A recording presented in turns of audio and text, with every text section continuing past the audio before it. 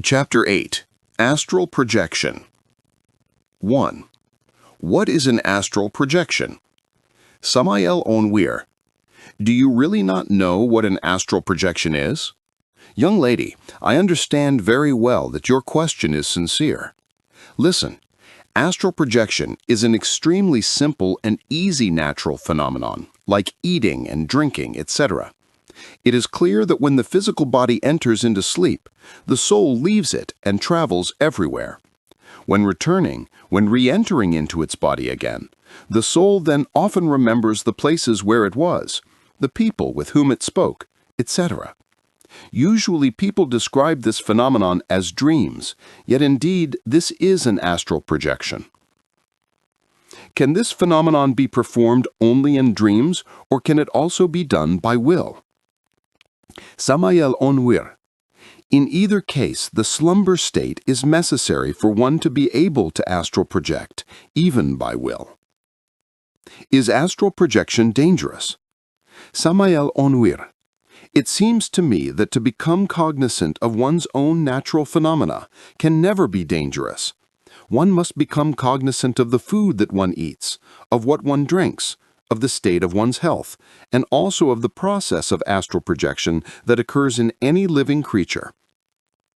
Please explain to me the technique to astral project. I would like to go to Paris by will. Samael Onweir. What you always perform in an involuntary and unconscious manner, learn to do in a voluntary and conscious manner.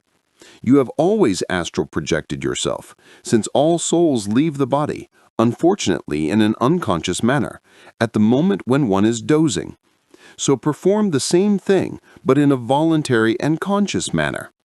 I repeat, when you begin to feel that state of lassitude related to slumber, when you begin to doze, then imagine yourself to be like a subtle and vaporous ghost. Think that you are going to leave your bed. Understand that you are not the body. Understand that you are a soul. Thus feel yourself as being soul, and then with smoothness and delicacy, as the souls rise, get up from your bed.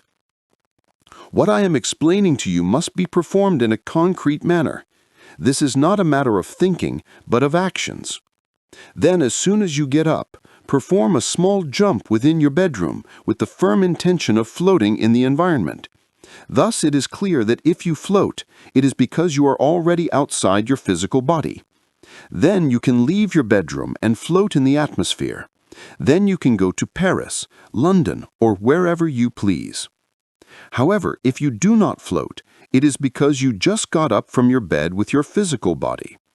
If this happens, then go back again to your bed and repeat the experiment. When we float, does the physical body remain in the bed? Samael Onweir. I want you to understand me. Listen. It is clear that if you float in the surrounding environment, it is because you are outside your physical body. In this concrete case, you must understand that your body has been left in bed, and that you as soul are outside the body and far from the bed. When one floats, one must think that one travels to a certain place. Samael Onweir. I want you to understand that this is not a matter of thinking, but of doing, which is different. For example, I see you seated on that chair. So if you think that you are going to get up from that chair and go to the street, however you do not act, it is clear that you will remain seated there on that chair. So action is what is needed. Do you understand me? This is what I like about Gnosis. Here, everything that I do not understand is clearly explained to me. Of course, we like exactness, precision in everything. Can you narrate for us a concrete case of astral projection by will? With great pleasure, distinguished young lady, I will narrate for you a personal case. I want to narrate for you my first astral projection. I was still very young when I resolved to astral project myself by will. I clearly remember that I put much attention to my slumber process. Thus, when I felt myself dozing, in that state of transition that exists between vigil and dream, I acted intelligently. I did not situate myself to think that I was going to be astral projected, because it is obvious that if I had been thinking about it, I would not have performed the longed-for experiment. I repeat, I acted. I got up with great smoothness from my own bed, and when doing so, a very natural separation between the soul and the body took place. The soul remained outside, and the body remained sleeping in the bed. I went out of my house in a spontaneous and clear manner, and then walked down a solitary street. I stopped on the next corner of the street. For a few moments I reflected about where I should go. Then I resolved to go to Europe. It is obvious that I had to soar over the waters of the Atlantic Ocean.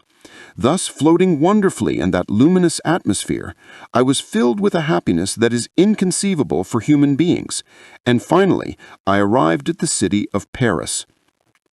Thus walking, or better said floating in that luminous atmosphere, I instinctively felt the necessity of entering into a house. I do not regret having entered into that mansion, for within that mansion I encountered an initiate I had known in old reincarnations. He was also outside his body. Certainly I ascertained that his body was sleeping in the bed, and next to him I saw a woman and 2 children who also slept with him. I understood that these were his wife and children. I affectionately greeted my friend and the soul of his wife, who was also outside her body.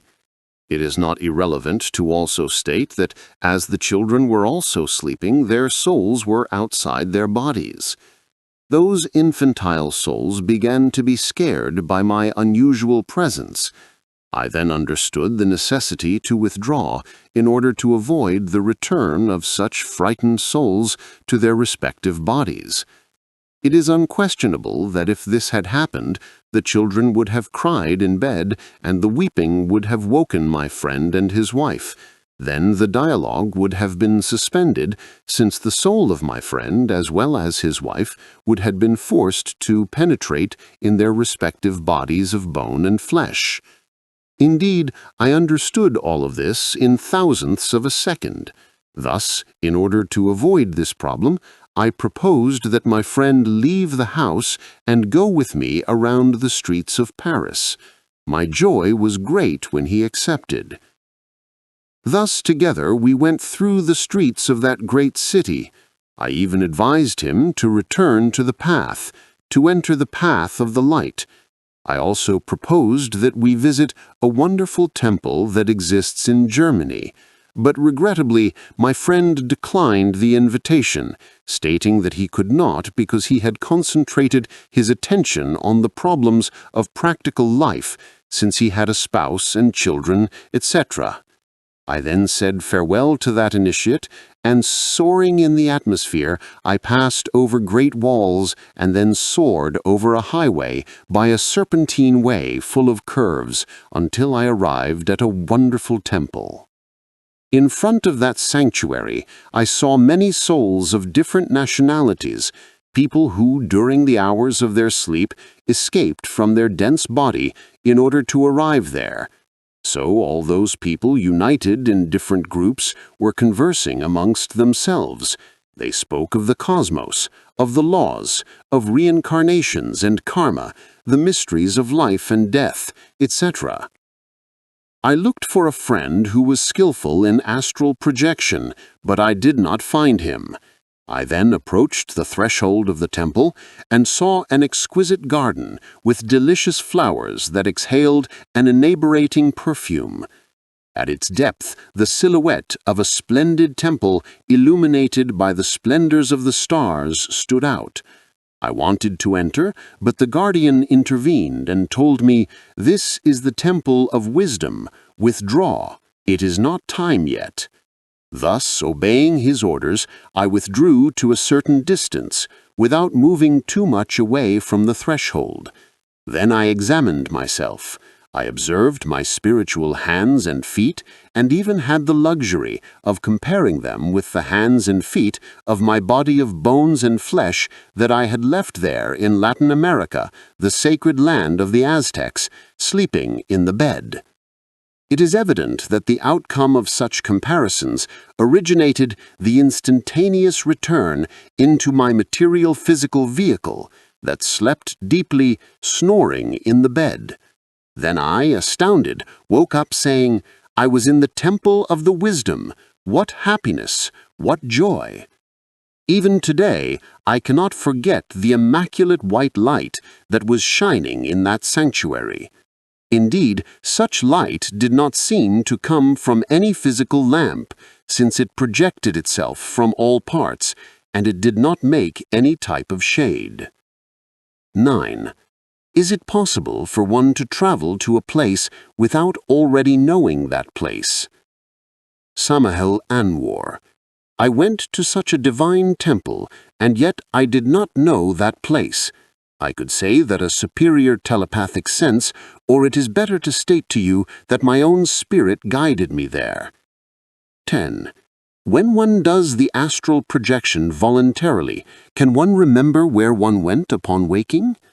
Samael Anwar. It is clear that if you don't remember, it is because you did not astral project by will. It seems impossible to me that a person who astral projects voluntarily, who leaves the body consciously, intentionally, will be unable to remember what she saw outside their body. For example, when you leave your house to go to the office and soon return to your house, do you remember what you did in the office, the work that you did and the commands of your boss? Yes, when I return to my house, I remember everything that I did in the office. Samael Anwar. So then this case is similar, young lady. Remember that your physical body is a house of bones and flesh. So, if you voluntarily leave that house, you will then see many things, and if you voluntarily return, it is also obvious that you will remember everything that you saw and heard.